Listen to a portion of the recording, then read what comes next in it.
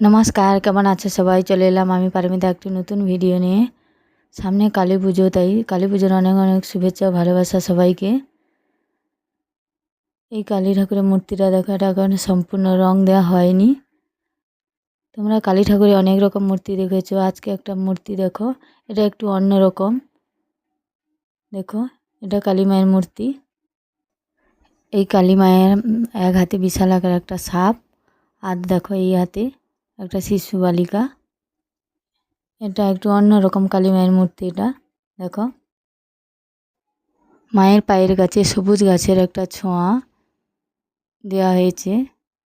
ওই দেখো, একটা গাছের প্রতিকৃতি তৈরি করেছে শিল্পী, ওই সবুজ গাছ, যেন আস্ত গাছ তুলে আনা হয়েছে দেখে মনে হচ্ছে। নকশাগুলো দেখো কত সুন্দর।